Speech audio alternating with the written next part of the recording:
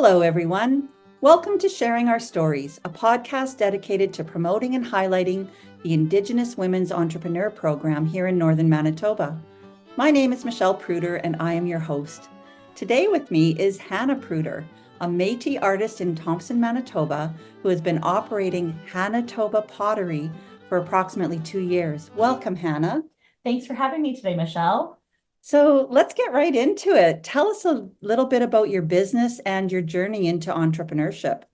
So with my business, Manitoba Pottery, it is a small pottery studio here in Thompson.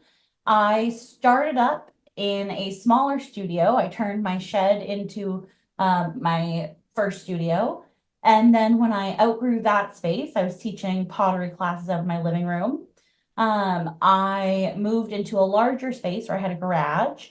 That was kind of the priority of looking for a new space to move into. Right. And over the past year and a half, I've been converting my garage into my studio.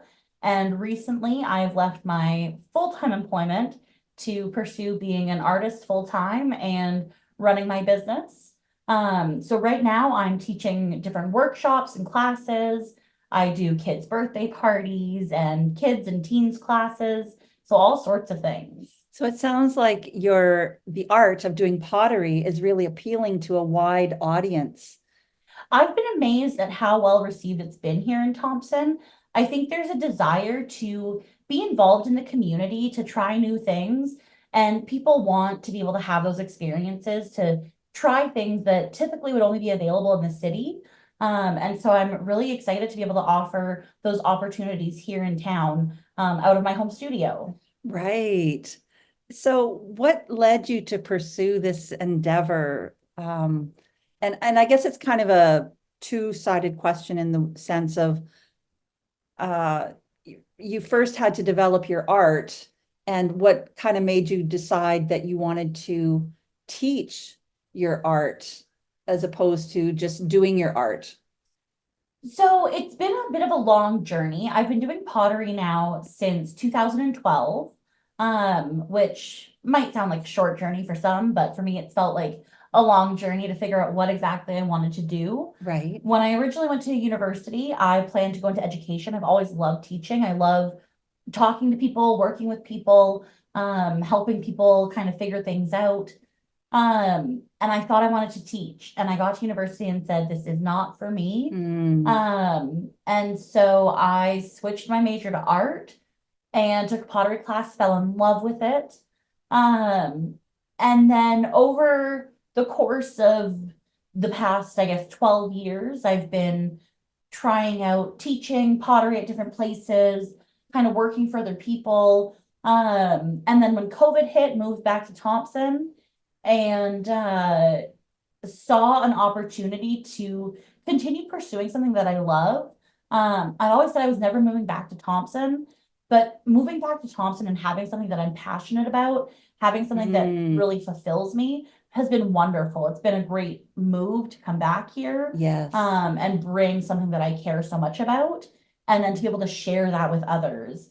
Again, going back to, I've always wanted to teach. This gives me that opportunity. It gives me the opportunity to teach and to be doing something that I really enjoy and I feel fulfilled by. That's so awesome. That's so wonderful to hear. And so you mentioned about going to university and taking art classes. So, and I think it was more than just art classes, right? Like you really honed in on pottery and became a very good potter. What other education have you had in terms of, I guess, starting this as a business, or like, and if not necessarily formal education, but what sorts of things have you had to learn along the way?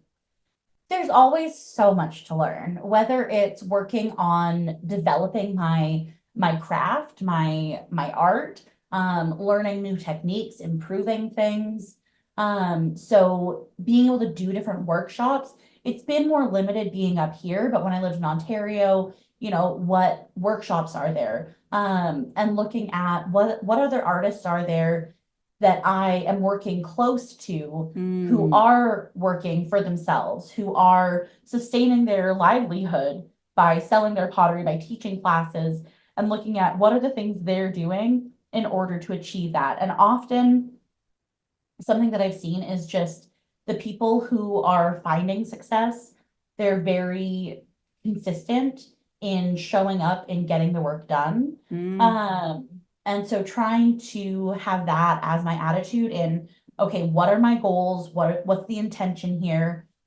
Show up, get the work done, and just try. Because that's a big part of it is if you ignore it, it's not going to happen. It's not going to get done. And so with the business things, it's like there's a lot of really good resources that are available for people to use. And people might just not be aware of them right. and might feel anxious about approaching, asking for help. Because often we feel like we should know how to do all of these things or that other people do know how to do all of these things. Right. And the reality is, most people don't. That's We're right. figuring it out, so it's a lot of trial and error and researching different things. If something isn't working, it's okay to switch gears and try something different. Yeah, and I feel like that really fits in. I know I say it a lot, but in that build, measure, learn model, Yeah, right? You build what you can with your business and you measure it. How's it going? Are people responding? Are you getting people signed up for the workshops? Or what's the feedback you're getting from people? What are you noticing? And then you learn from that, and then you build maybe in a different direction or maybe in the same direction, but you just sort of tweak it, right? And build upon all those things that you're learning. absolutely. It's so important to take time to look at what you've achieved. Does that match up with your goals? How can you improve that? How can you tweak things? And just taking the time to work on your business as well as work in your business. Yes, yes, I love that.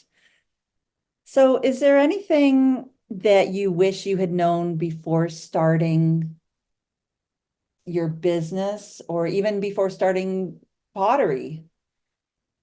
I think some things I wish I had known before starting my business. And I feel like this is something a lot of people say is just it's gonna cost a lot more.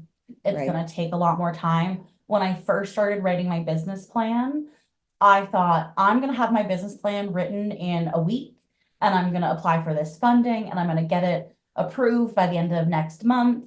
right. And instead it took me probably, I would say about 2.5 months to get my business plan written. And Hmm. then throughout a whole summer to get a loan application put together, submitted, approved. It's gonna take longer. There are steps involved. And so you got to keep plugging away at it, Right, keep checking in with people, keep doing, even though it takes a long time, keep doing the little steps right. so that you achieve the goal. Because it's not just gonna happen overnight. And I have really learned that over the past 2 years as I've tried to do things and I want to rush things along. I want the end Hmm. goal. I want the happiness, the success, Right. but it takes a long time. Yeah, it does. And I think typically I see that when people come into the office, they're really excited with the business idea and they want to get this business up and running right away. And it takes some planning and Mhm. it takes money and it takes, like you say, time Yeah. to really, really get it going. And I think I'll just add one more thing to that Yeah. is if you're looking at equipment that you want to buy, make sure you're really choosing like that you're getting the equipment you actually need and want. Because I spent Mm, money on stuff that has sat in a box or a bag for a long time and I haven't touched it. And I thought, I have to have this in right. order to start my business. So there's certain things that I'm so happy I bought when I Hmm. first was buying equipment, but other things it's like I probably could have waited for that or just skipped it altogether. Yeah, and I think that's fairly common, especially when we think, oh, the business Yeah, is buying it. Well, really, we are the business, right? Or you are exactly. the business. Exactly. And really, you're taking out of your profits or what will be your profits in order to buy this. Yeah, So make sure that you're spending on what you value and what you need. And absolutely. sometimes you really don't know what you need until you're in it. Hmm. So You mentioned earlier about being influenced by some of the other artists or, just observing how they were doing it and what helped them to be successful. And I'm wondering if you've had any mentors or others that you've looked up to along the way that you can think of specifically. Yeah. Somebody that comes to mind immediately is my friend Jen. She was my friend, or is still my friend. But she lives in Ontario. And when I was first there after university and trying to figure things out, she was just always so supportive, Mm, and really encouraging. She was always there if I needed support or help with figuring out how am I going to move these boxes from one location to another for a sale right, or right. whatever it might be. And just her generosity really Mhm. always has stood out to me that it was, an artist who artists don't always make a ton of money, Right. but they're often so giving and so willing to help.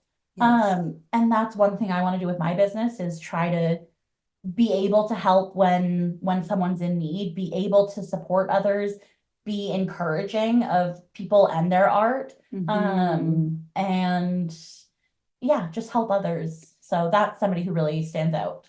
Nice. And I know you recently were a participant as a judge at the Arts Festival.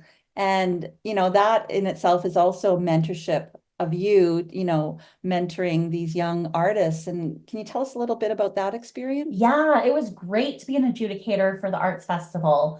I definitely felt a great responsibility to give feedback that I thought would be helpful. Because I know for myself as an artist, I have felt very anxious about receiving feedback or Hmm. criticism. But being able to give feedback in a way that helps people to look at their art through a new perspective or through a new lens, Right. try to suggest, hey, you're doing great with this, but maybe try this out and see what other things you can achieve. Because I don't think that I have the perfect eye of this is art and this is not. I Right. don't think anybody does. I think we all have our own interpretations of art and what speaks to us, what moves us.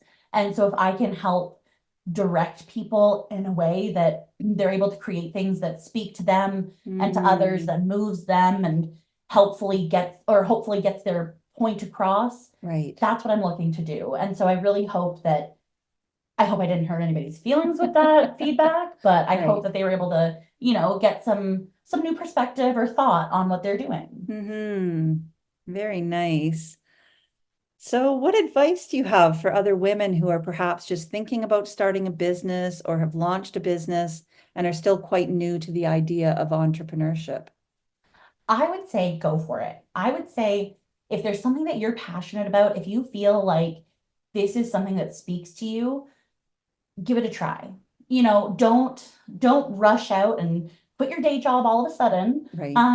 But look at what are some small things that you can do to just get started and then build upon it. Look at what are some goals that I can set in order to move myself a little bit more forward.